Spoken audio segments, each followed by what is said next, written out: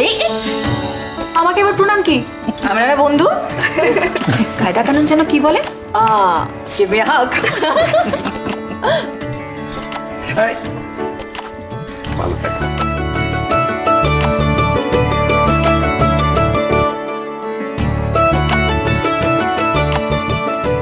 আজ এতদিন পরে আমার মনের ইচ্ছেটা পূরণ হলো।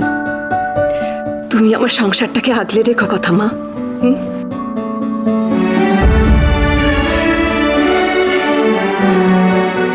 ও কথা মা, তুমি ছাড়া আমাদের সংসারটা একেবারে অচল, এই কথাটা মনে রেখো।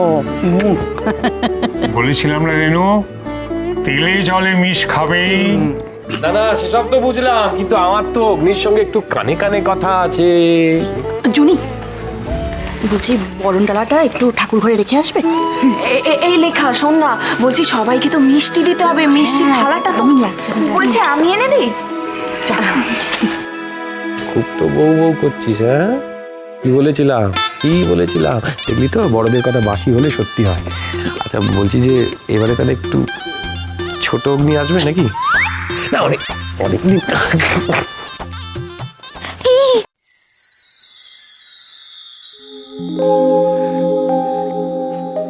এই প্রদীপটা জ্বালিয়ে রাখতে হয়, তাতে কথা আর অগ্নিদার মঙ্গল হবে, ওদের ভালোবাসা দীর্ঘস্থায়ী হবে।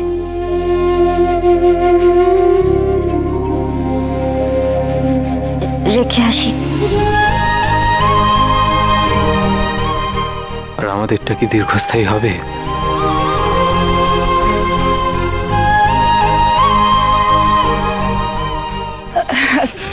দিয়ে আসিস।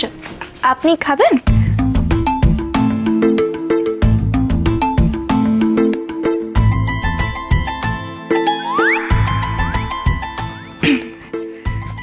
এ বাবা, কমে গেল তো।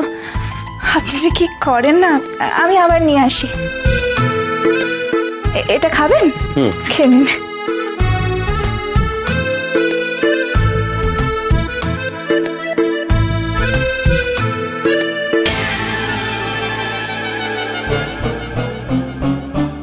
শোনো, আমি বলছি বিয়ে যখন সব নিয়ম কানুন মেনে হয়েছে, তখন কাল রাত্রে নিয়মটাও মানতে হবে। হ্যাঁ মানতেই হবে, কি মানতে হবে তো। বড় বৌমা, হ্যাঁ মা। তুমি বলে দাও, আজকে কিন্তু অগ্নি দাদু ভাই আর কথা মা আলাদা আলাদা ঘরে শোবে। হ্যাঁ অগ্নি, ঠাম কিন্তু একদম ঠিক কথা বলেছেন। আজকে কিন্তু কেউ তোরা কারোর মুখ দেখিস না, কেমন? আর অগ্নির ঘরে আমি আর কথা শুয়ে পড়বো। অগ্নি অগ্নি আবার কি? অগ্নি প্রাটির ঘরে শোবে? না সেটা কি তুই বলে দিবি নাকি? অদ্ভুত তো। পাচক মশাই, আজকে কিন্তু নিয়ম ভেঙে আবার আমায় দেখে ফেলবেন না। হ্যাঁ রে, এটাই আমার জীবনের একমাত্র কাজ, তোকে দেখা। এটা করলে পরে আমি জীবনে জিতে যাবো। যত সব ননসেন্স।